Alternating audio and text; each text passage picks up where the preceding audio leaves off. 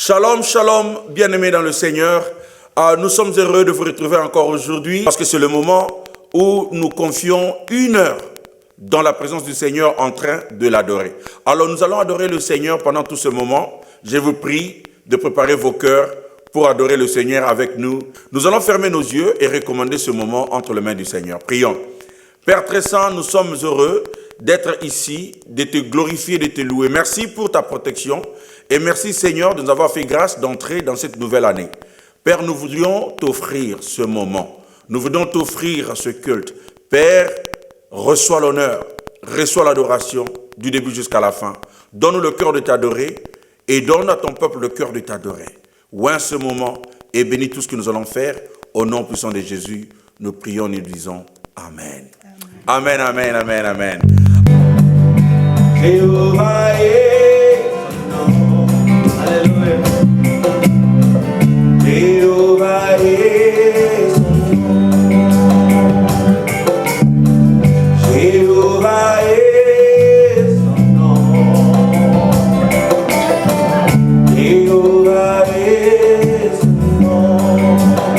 Jéhovah, Jéhovah est son nom. Oh, Jéhovah est son nom. Jéhovah, Jéhovah est son nom. Jéhovah, Jéhovah est son nom. Puissant guerrier, puissant guerrier, fort dans le combat. Jéhovah est son nom. Puissant guerrier, puissant guerrier, fort dans le combat. Jéhovah est son nom. El Shaddai est son nom. El Shaddai est son nom. El Shaddai est son nom. El Shaddai est son nom. El Shaddai, El Shaddai est son nom. El Shaddai, El Shaddai est son nom. El Shaddai, El Shaddai est son nom. El Shaddai, El Shaddai est son nom. Puissant guerrier, puissant guerrier, fort dans le combat. El Shaddai est son nom. Puissant guerrier, puissant guerrier, fort dans le combat. El Shaddai est son nom.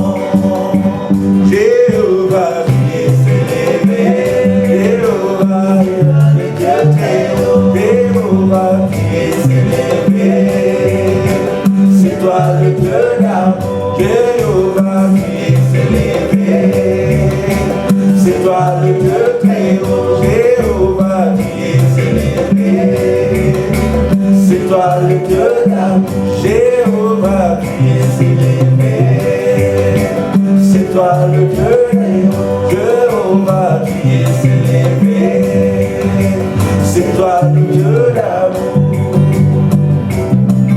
Nous adorons le Seigneur. Oh, alléluia.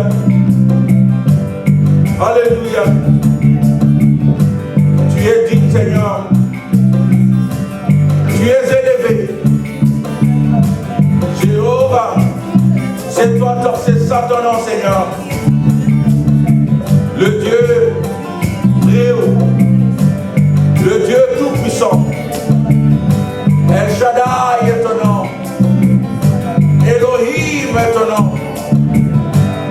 Le Dieu qui est élevé au-dessus de tout. Nous t'élèvons, Seigneur. Il n'y a rien d'autre que nous pouvons élever. Il n'y a rien d'autre que nous pouvons élever, Seigneur. Toi seul es digne. Toi seul es digne.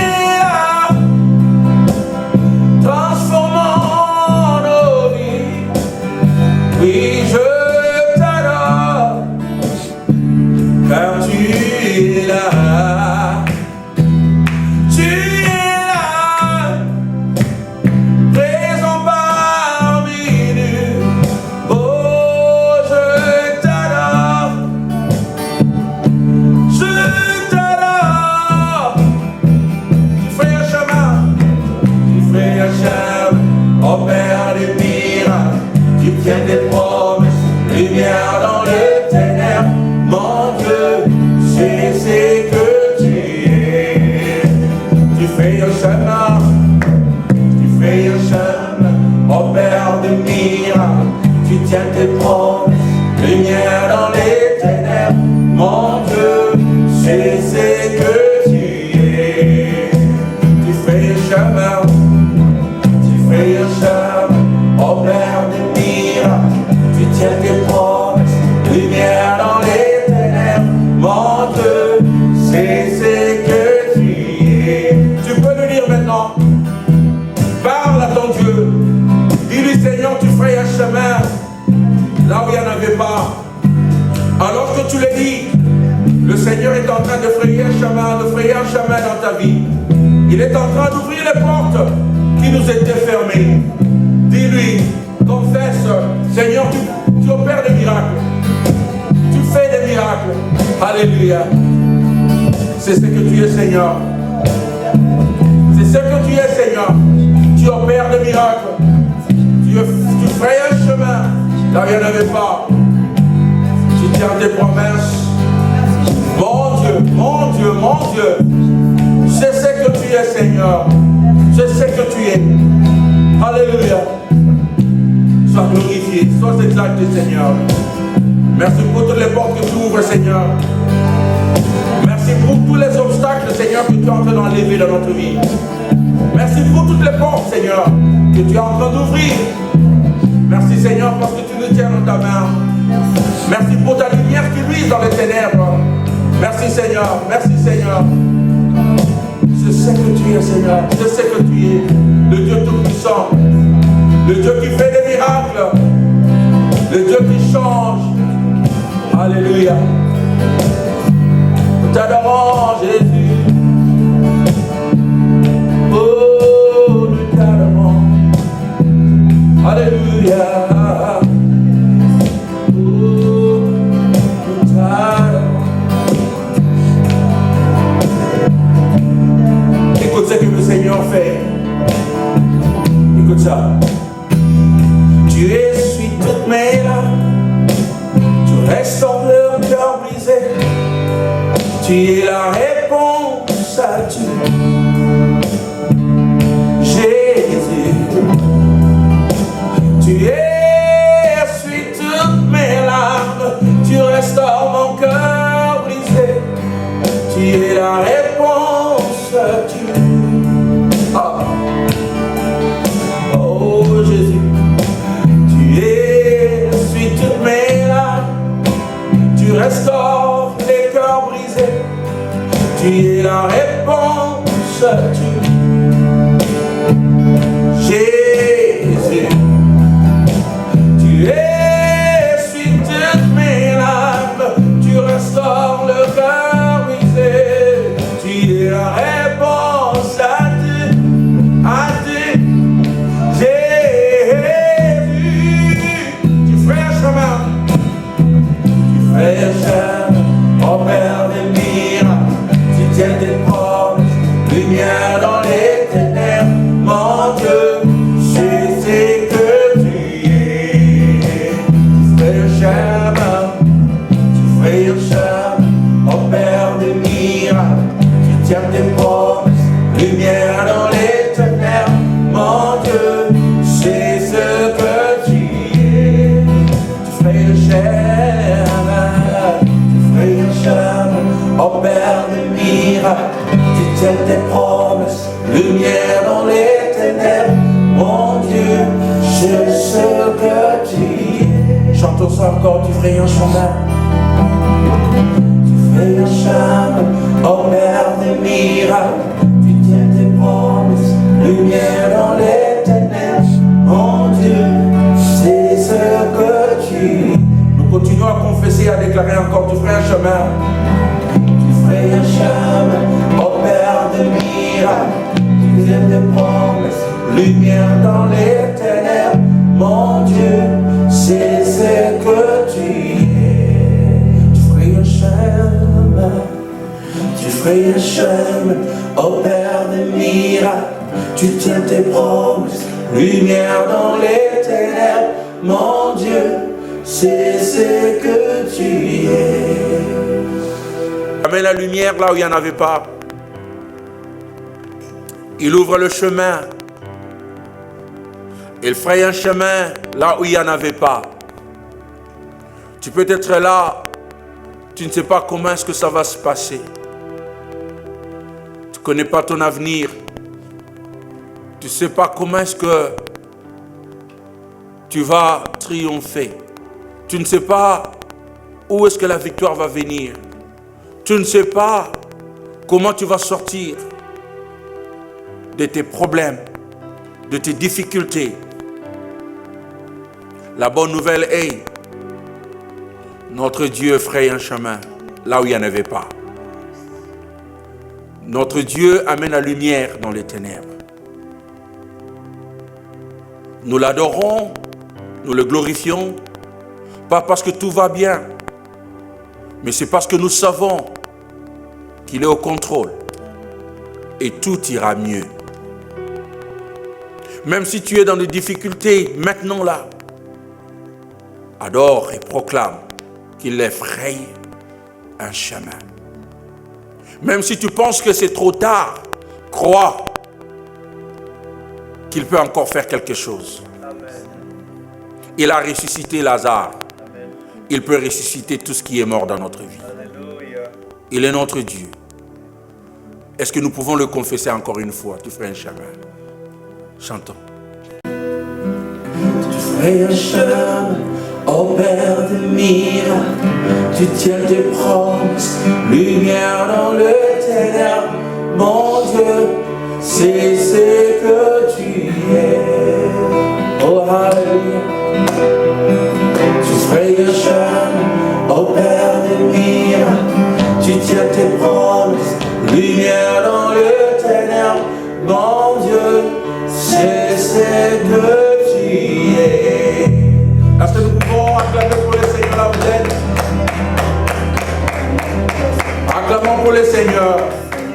Alléluia, alléluia, alléluia.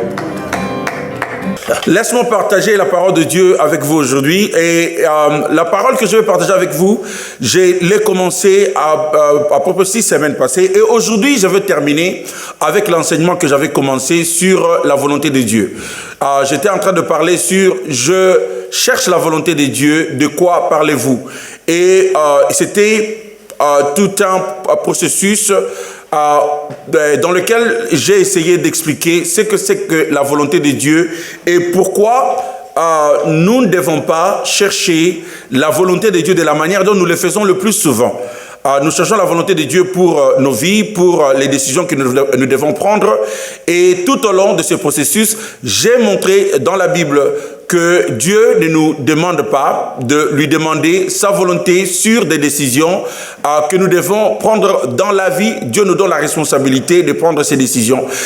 Et alors que nous sommes libres de prendre les décisions, Dieu nous demande de chercher plutôt la sagesse, parce que lorsque nous avons la sagesse, nous pouvons prendre les décisions qu'il faut pour notre vie et nous pouvons prendre des décisions qui s'aligneront dans la volonté de Dieu lorsque nous avons la sagesse.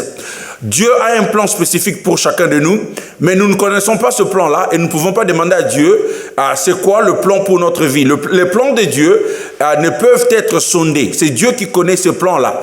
Alors nous pouvons nous rassurer que dans notre vie, si nous marchons dans l'obéissance à Dieu, si nous marchons dans la sagesse et si nous cherchons le royaume de Dieu, à tout moment, nous savons que les décisions que nous allons prendre et ce que nous allons faire, ça tombera toujours ça tombera toujours en place. Ce que Dieu avait prévu pour nous, ça va s'accomplir. Aujourd'hui, je vais terminer avec cet enseignement et je voudrais juste parler de quelques questions qui m'ont été adressées. J'ai 5 questions auxquelles je dois répondre. La première, c'est la question sur la vision ou l'apparition des anges et les visites mystérieuses. Et la deuxième question, à laquelle je veux répondre, c'est sur les portes ouvertes. La troisième question, ça sera sur les signes. Est-ce qu'on peut demander à Dieu un signe ou une preuve pour savoir si on est dans sa volonté ou non? La quatrième question à laquelle je vais répondre, ça sera sur, donc, en fait, ouvrir un passage biblique aléatoire ou par hasard pour chercher la volonté de Dieu. Il y a des gens qui ouvrent la Bible par hasard. Quand ils demandent à Dieu quelque chose, ils ouvrent la Bible et ils s'attendent à ce que Dieu révèle sa volonté dans sa parole, dans le passage qu'ils vont ouvrir. La cinquième question, c'est sur nos sentiments. Lorsque nous avons l'impression de faire quelque chose, ou nous avons le sentiment de faire quelque chose, est-ce que les sentiments ou l'impression que nous avons, cela représente la volonté de Dieu? Alors, je vais passer rapidement à répondre aux questions. Dans le livre des Actes des Apôtres, nous voyons qu'il y a eu des visions. Il y a eu des moments ou des instances où Dieu a parlé aux hommes par les songes. Par exemple, Dieu a parlé à Pierre par une vision pour lui dire d'aller dans la maison de Corneille pour leur prêcher la bonne nouvelle. Et nous avons aussi des instances où Dieu a parlé à Paul où Paul a vu une vision d'un homme en Macédoine, un homme qu'il appelle à Macédoine. Et Paul a interprété cela comme si c'était la volonté de Dieu pour lui d'aller à Macédoine pour prêcher la bonne nouvelle. Alors, nous avons des instances dans la Bible où Dieu a précisément montré sa volonté ou a dit ce que la personne devrait suivre. Alors, ce qui est important pour nous de comprendre, c'est que ces événements étaient extraordinaires. Ce n'étaient pas des événements normaux. Alors, lorsque nous parlons de quelque chose qui n'était pas normal, de quelque chose qui était anormal, ça veut dire que Dieu ne se manifeste pas toujours de cette façon-là. Dieu ne manifeste pas toujours sa volonté dans notre vie en nous donnant des visions ou des songes ou en faisant en sorte que nous puissions écouter une voix audible pour nous dire ce que nous devons faire et ce que nous ne devons pas faire. Donc, ces événements étaient extraordinaires. Et nous savons que lorsque nous lisons la Bible, nous remarquons que l'apôtre Paul, dans plusieurs cas, il devrait prendre la décision lui-même d'aller en mission pour prêcher la bonne nouvelle. En d'autres termes, il n'attendait pas toujours que Dieu vienne lui donner un songe ou Dieu vienne lui donner une vision. Alors, lorsque nous parlons des événements anormaux, extraordinaires, ce sont extraordinaires. Dieu ne se révèle pas toujours de cette façon ici. Et la deuxième chose que nous remarquons dans le livre des Actes, là où nous voyons que Dieu s'est révélé aux gens, Dieu a montré sa volonté par un songe ou par une voix audible ou par une vision. La deuxième chose que nous remarquons, ces gens n'ont pas recherché cela. Ces gens ne sont pas allés pour demander à Dieu, Seigneur, montre-moi ta volonté par un songe ou par une vision. Dieu lui-même a décidé de se montrer dans une vision. Dieu lui-même s'est décidé de se montrer dans un songe. En d'autres termes, si Dieu doit se révéler à nous d'une manière ou d'une autre, c'est à Dieu de choisir comment il veut se révéler à nous. Mais nous ne cherchons pas comment est-ce que Dieu va se révéler à nous. Nous ne disons pas à Dieu, Seigneur, je cherche ta volonté et parle-moi soit en songe, soit en vision, où je vais écouter ta voix. Dieu ne se révèle pas comme ça. Les apôtres à qui Dieu s'est révélé, même l'apôtre Paul, lorsque Jésus s'est révélé à lui sur le chemin de Damas, il n'a pas recherché cela. Il ne s'attendait même pas à cela. Et Jésus s'est révélé à lui. Donc, quand Dieu veut que nous fassions quelque chose, si Dieu a un détail précis à nous dire, si Dieu a une demande spécifique à nous faire, si ça ne se trouve pas dans la Bible, Dieu choisit une façon pour nous parler. Nous ne cherchons pas cela. Donc, les visitations des anges, les visitations surnaturelles, ça, ce n'est pas quelque chose de normal. Alors, parce que ce n'est pas quelque chose de normal, nous, en tant que chrétiens, nous ne pouvons pas commencer à nous comporter aujourd'hui ou à chercher les visitations qui étaient extraordinaires en ces temps-là. La deuxième chose que je voudrais adresser par rapport à la volonté de Dieu, c'est sur les portes ouvertes. Très souvent, nous entendons les chrétiens dire « Dieu m'a ouvert la porte » pour dire que Dieu m'a montré sa volonté de faire ceci ou de faire cela. Quand Dieu a ouvert une porte, ça veut dire qu'il m'a permis de faire cela. Cela est bien pour autant que c'est que nous voulons faire. Nous savions déjà que c'est la bonne chose à faire par rapport à la parole de Dieu. Un exemple est que nous savons qu'il est bon pour nous de prêcher la bonne nouvelle. Et il arrive que Dieu nous ouvre la porte pour prêcher la bonne nouvelle. Il arrive que Dieu m'ouvre la porte pour prêcher la bonne nouvelle ou pour prêcher la parole de Dieu. Je sais déjà que Dieu m'a appelé pour prêcher la parole.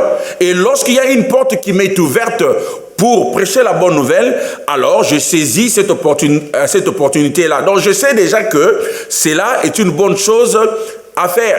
Mais le problème, c'est que toutes les portes qui nous sont ouvertes ne sont pas toujours les opportunités. Ne sont pas toujours des opportunités parce qu'il peut y avoir des portes qui nous sont ouvertes qui ne sont pas la volonté de Dieu. Donc, lorsque nous cherchons la volonté de Dieu, nous ne pouvons pas toujours dire parce que Dieu m'a ouvert la porte, alors c'est la volonté de Dieu. Nous devons toujours prier et demander à Dieu de nous donner la sagesse pour savoir répondre à ce besoin-là. Mais comme je l'ai dit, il y a des choses que nous connaissons déjà que c'est bien à faire et Dieu veut que nous les fassions. Prêcher la bonne nouvelle, le servir, et quand Dieu nous donne l'opportunité de le servir, cela est la volonté de Dieu et nous le faisons. Mais très souvent aussi, les gens utilisent, ou les chrétiens utilisent la porte ouverte, la porte fermée, pour dire que ce n'est pas la volonté de Dieu pour que je fasse ceci ou que je fasse pas cela. Parce que Dieu n'a pas ouvert la porte, alors je ne peux pas faire cela. Nous ne pouvons toujours pas considérer que toutes les portes qui sont fermées, c'est que Dieu n'a pas voulu cela. Parce qu'il y a des choses que nous obtiendrons dans notre vie qui ne seront pas toujours faciles à obtenir. Quand Dieu vous demande par exemple de faire quelque chose pour lui, cela ne sera pas toujours facile. Ça peut être difficile. Il y a des moments où nous aurons à frapper aux portes. Voilà pourquoi la Bible dit, celui qui frappe, ou à celui qui frappe, on ouvrira la porte. Vous ne pouvez pas frapper à une porte qui est fermée. Vous ne pouvez pas frapper à une porte qui est fermée. Donc quand la Bible nous dit à celui qui frappe à la porte, on ouvrira la porte, ça veut dire qu'il y aura des portes qui nous seront fermées et nous devons frapper. Nous devons frapper. Parfois, nous tombons dans la paresse et nous croyons que parce qu'une porte est fermée, alors Dieu ne veut pas que nous puissions faire ceci. Il y a des moments où nous devons nous lever pour se battre, nous devons nous lever pour faire quelque chose. Nous ne devons pas toujours à s'attendre à ce que Dieu ouvre la porte pour nous. Et alors que Dieu ouvre la porte pour nous, nous croyons que c'est la volonté de Dieu. Mais lorsque la porte est fermée, nous croyons que ce n'est pas la volonté de Dieu. Mais non, ça peut être la volonté de Dieu que la porte soit fermée pour que tu frappes à cette porte-là. Donc il y a des moments où nous devons frapper à la porte et savoir que parfois les choses ne seront pas faciles. La troisième chose que je voudrais adresser par rapport à la volonté de Dieu, c'est le signe. Montre-moi un signe. Montre-moi un signe. Il y a des moments où, lorsque nous nous attendons à la volonté de Dieu, ou lorsque Dieu nous demande de faire quelque chose, nous demandons à Dieu de nous donner un signe, ou de nous prouver que c'est lui qui nous parle. Alors, attendre que Dieu nous montre un signe, cela est très mauvais. Cette approche viole l'avertissement que Jésus nous a donné. Écoutez ce que Jésus nous a dit. Dans Matthieu chapitre 4, verset 7, Jésus nous a dit, tu ne mettras pas le Seigneur, ton Dieu, à l'épreuve. Tu ne mettras pas le Seigneur, ton Dieu, à l'épreuve. Donc nous ne pouvons pas demander à Dieu, Seigneur, donne-moi un signe. Seigneur, prouve-moi. Nous ne pouvons pas tester Dieu. Nous ne pouvons pas mettre Dieu à l'épreuve. Nous ne pouvons pas donner à Dieu un examen pour dire, Seigneur, tu fais cet examen, si tu passes cet examen, alors je vais croire que c'est toi. Donc nous ne pouvons pas demander à Dieu un signe. Mais je suis au courant d'un certain fait dans la Bible. d'un homme qui a demandé à Dieu un signe et Dieu a permis à ce que cela se réalise. Et très souvent, nous prenons cet exemple pour dire que, oh, s'il a demandé un signe, alors moi aussi je peux demander le signe. Cet exemple, ça se trouve dans le livre de Juges, chapitre 6, verset 36. Je vais seulement lire 2 ou 3 versets. Juges, chapitre 6, verset 36 et 37. Il s'agit ici de Gédéon. Gédéon devrait aller combattre comme Dieu l'avait choisi, aller combattre et amener le peuple d'Israël au combat. Mais il ne savait pas si c'était la volonté de Dieu pour lui d'aller, et il ne savait même pas s'il va avoir la victoire. Alors, il voulait se rassurer que Dieu allait avec lui. Il voulait se rassurer que Dieu lui donnera la victoire. Alors, il a demandé quelque chose. Écoutez ce que Gédéon dit. Juges chapitre 6, versets 36 et 37. Gédéon dit à Dieu, si réellement tu veux délivrer Israël par mes soins, comme tu l'as dit, voici ce que je te demande. J'étendrai une toison de laine sur le sol de l'air où l'on bat le blé. Si la rosée se dépose seulement sur la toison, et si tout le sol autour reste sec, je saurai que c'est par mes soins que tu veux délivrer Israël, comme tu l'as déclaré. Gédéon demande à Dieu, Seigneur, je veux un signe, je veux une preuve que tu vas me donner la victoire et que c'est toi qui va aller avec nous pour nous donner dans la victoire. Et Dieu a fait ce que Gédéon avait demandé. Dieu a accompli le signe. Dieu lui a donné les preuves qu'il était content pour que Gédéon aille à la bataille et que Dieu lui donnera la victoire. Alors nous prenons cet exemple pour dire que si c'est Dieu, si c'est sa volonté, alors j'attends un signe. Le problème c'est quoi? Le problème c'est que nous ne pouvons pas interpréter ce passage de cette façon-là. La première des choses qu'il faut souligner, c'est qu'au temps de Gédéon, Gédéon n'avait pas de Bible. Gédéon très probablement n'avait pas une page écrite de la parole inspirée de Dieu. Gédéon n'en avait pas. Et en fait, il y a encore une autre chose, c'est que Gédéon n'avait pas d'exemple parfait devant lui, d'exemple de leadership. Et parce que Gédéon n'avait pas de parole de Dieu, il n'avait pas de parole écrite, comment pouvait-il savoir que Dieu sera avec lui? Comment pourrait-il savoir que Dieu lui donnera la victoire? Et parce qu'il n'avait pas de parole de Dieu. Voilà pourquoi il a demandé à Dieu un signe. Mais le problème, c'est que nous avons la parole de Dieu aujourd'hui. Nous avons la parole écrite de Dieu, la parole inspirée qui est écrite. Nous pouvons lire la Bible et comprendre la Bible. Il y a des choses que Dieu a fait dans l'Ancien Testament qui ne le fera pas aujourd'hui parce que les hommes de l'Ancien Testament n'avaient pas les instruments que nous avons aujourd'hui. Ils n'avaient pas la parole de Dieu telle que nous l'avons aujourd'hui. Aujourd'hui, nous sommes mieux informés au sujet de Dieu que Gédéon. Aujourd'hui, nous connaissons Dieu mieux que Gédéon le connaissait parce qu'il n'avait pas les Écritures comme nous. Voilà pourquoi il a demandé à Dieu un signe. Alors nous ne pouvons pas demander à Dieu un signe parce que Dieu s'est révélé à nous par sa parole et nous savons déjà comment est-ce qu'il agit. Donc nous n'avons pas besoin de signes, nous n'avons pas besoin de preuves. Nous avons besoin de la foi. Et il faut dire au sujet de l'exemple de Gédéon, c'est que Gédéon en fait a demandé le signe et la preuve parce que en fait il avait peur. Il avait peur d'aller dans cette bataille-là et d'échouer et d'être défait. Et c'est cette peur-là qui a incité Gédéon à demander à Dieu la preuve et le signe. Mais aujourd'hui, notre Dieu nous dit que nous devons vaincre la peur et nous devons lui faire confiance. Nous devons lui faire confiance dans tout ce que nous faisons.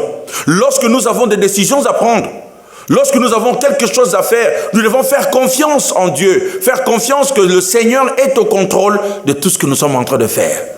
Mais Gédéon ne connaissait pas Dieu comme nous le connaissons aujourd'hui. Quatrième question, il s'agit de chercher la volonté de Dieu en ouvrant la Bible de manière aléatoire.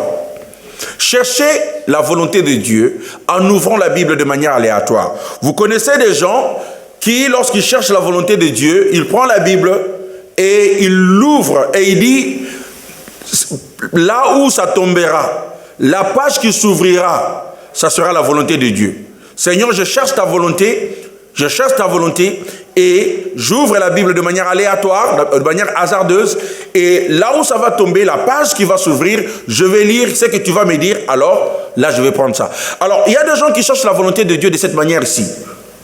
Ils considèrent que la page qu'ils ont ouverte, cela est la volonté de Dieu. Nous devons réfléchir plusieurs fois quand il s'agit d'ouvrir les pages de la Bible de manière aléatoire. Parce que d'abord, Dieu ne nous parle pas de manière aléatoire. Dieu ne nous parle pas de manière hasardeuse. Notre Dieu, lorsqu'il a un message à nous donner, il nous donne ce message-là de manière claire. Je cherche la volonté de Dieu.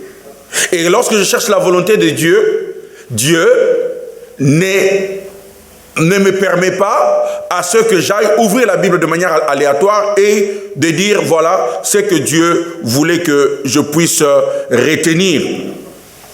Le problème avec cette pratique, c'est que très souvent, nous allons sortir les versets bibliques hors de leur contexte. Combien de gens ont ouvert la Bible de manière aléatoire pour trouver la volonté de Dieu, pour savoir, pour chercher la volonté de Dieu. Et ils sont tombés sur un verset et ils ont interprété ce verset-là hors du contexte.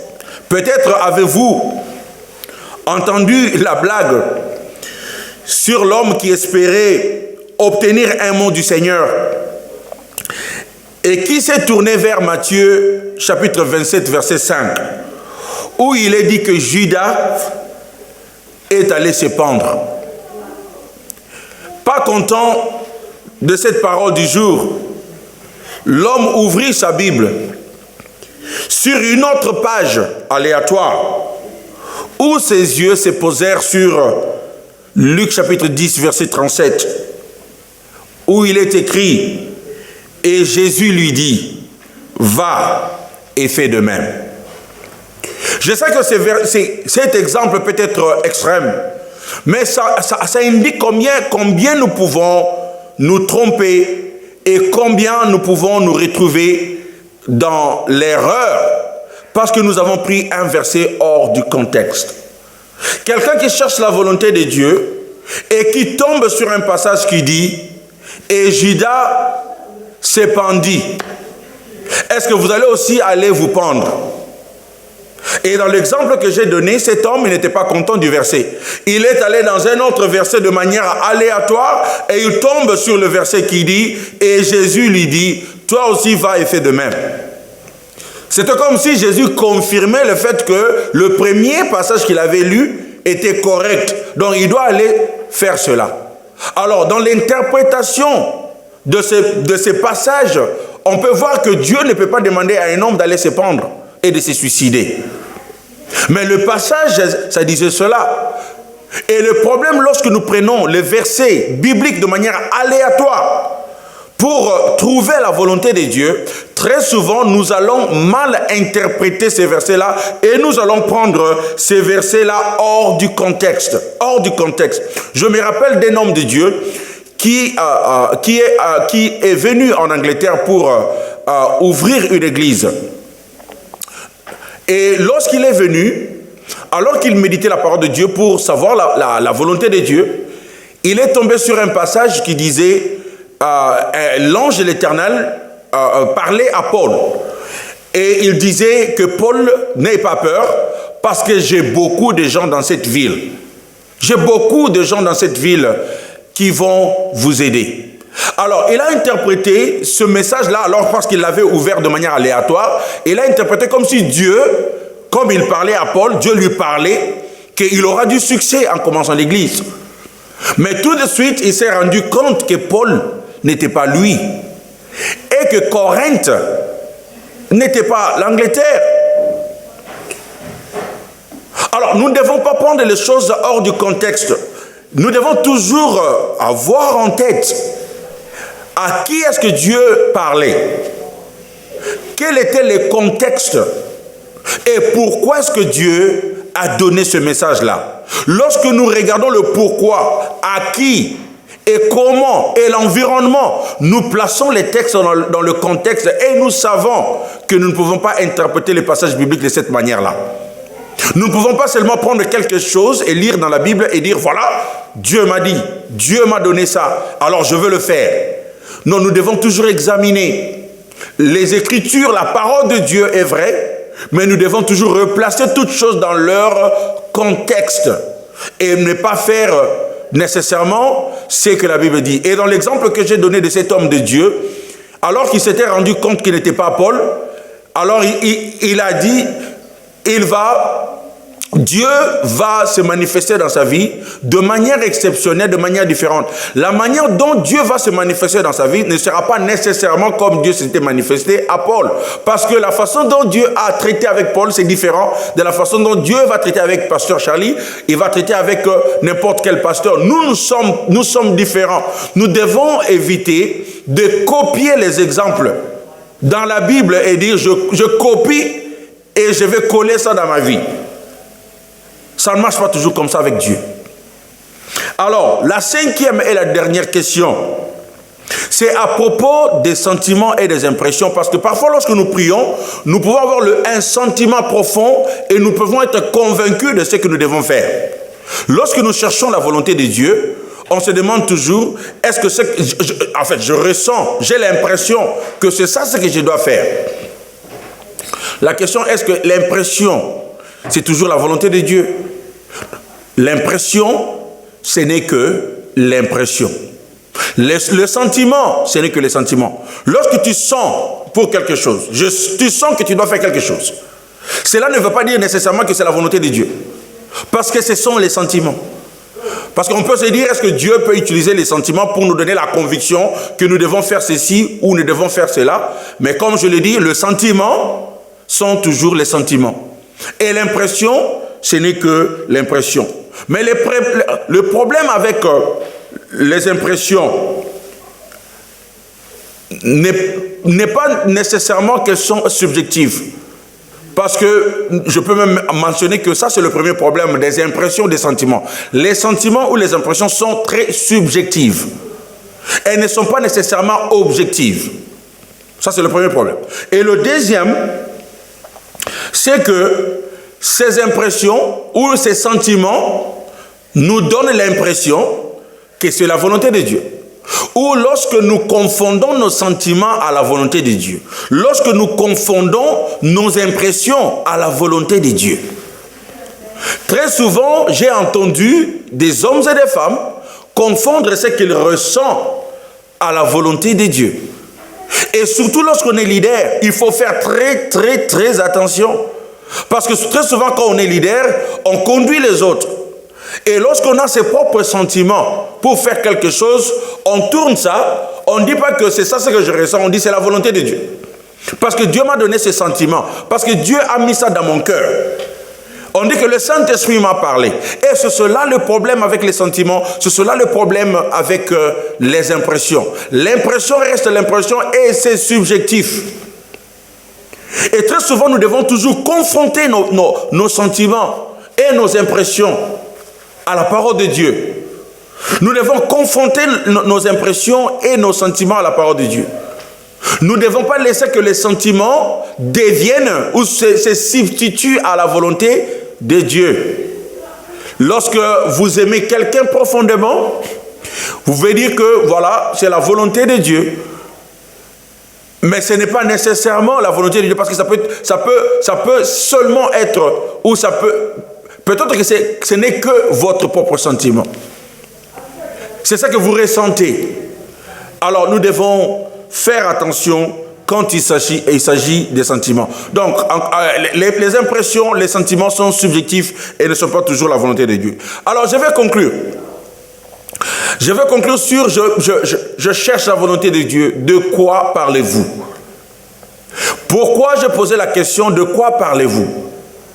C'est pour montrer que quand vous parlez de la volonté de Dieu, il y a trois sortes de volonté de Dieu. Il y a la volonté souveraine de Dieu. Alors nous ne parlons pas de cela parce que la volonté souveraine de Dieu, nous ne la connaissons pas. Dieu seul la connaît. Il fait ce qu'il veut. Nous ne posons pas la question, Seigneur, c'est quoi ta volonté souveraine? C'est une volonté souveraine. Lorsque vous dites, je cherche la volonté de Dieu, de quelle volonté dont parlez-vous? Est-ce que vous parlez de la volonté du désir comme je l'ai défini dans mon premier enseignement? Parce que dans la volonté du désir, Dieu nous a montré dans sa parole ce qu'il veut de nous. Dieu nous a prouvé, Dieu nous a donné des exemples de ce qu'il veut de nous.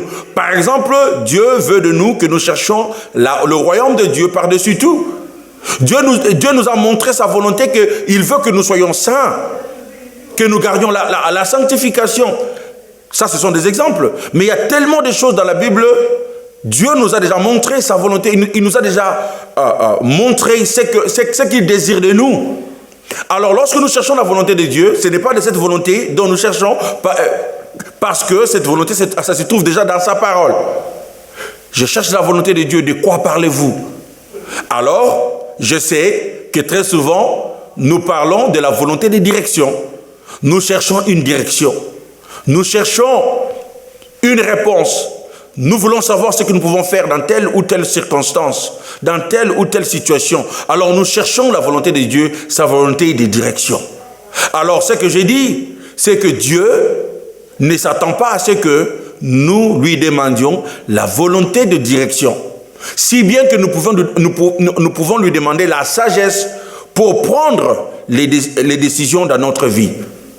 Et ça ne nous aide pas à passer du temps à demander et à chercher cette volonté de direction. Parce que si Dieu avait une volonté secrète pour notre vie, pour notre circonstance, pour notre situation, alors il va nous montrer cela. Dieu ne cache pas sa volonté à son peuple. Lorsque nous cherchons la volonté de Dieu, nous croyons que Dieu a une volonté spécifique quelque part, alors il nous la cache. Alors nous devons chercher, nous devons prier pour qu'il nous révèle cette volonté-là. Dieu ne cache rien à son peuple. Il nous a tout révélé et il nous révélera. Quoi que ce soit, s'il veut que nous sachions quelque chose, Dieu trouvera un moyen pour nous le révéler. Dieu trouvera un moyen pour nous dire. Alors, mes frères et sœurs, la Bible nous dit ceci, en conclusion, dans Ecclésiaste chapitre 12, verset 13. Ecclésiaste chapitre 12, verset 13. Craignez Dieu et gardez ses commandements, car c'est là tout le devoir de l'homme. Car c'est là tout le devoir de l'homme. Craignez Dieu et gardez ce commandement. Voilà la conclusion. Ne craignez pas l'avenir. Ne craignez pas de prendre des décisions. S'il y a quelque chose dont vous pouvez avoir peur, ça doit être de craindre Dieu. Pas d'avoir peur de prendre des décisions. Si vous craignez Dieu, si vous cherchez son royaume, si vous aimez Jésus, si vous servez Jésus, si vous adorez Jésus, si vous marchez dans la sanctification, alors vous pouvez être garanti. Vous pouvez aller prendre des décisions, faire ce que le Seigneur met dans votre cœur. Vous le faites, vous serez dans la volonté de Dieu et tout ira mieux. Que le Seigneur bénisse sa parole. Au nom de Jésus. Amen et Amen. Je vais vous retrouver la semaine prochaine. En attendant, que le Seigneur vous garde. Bye bye.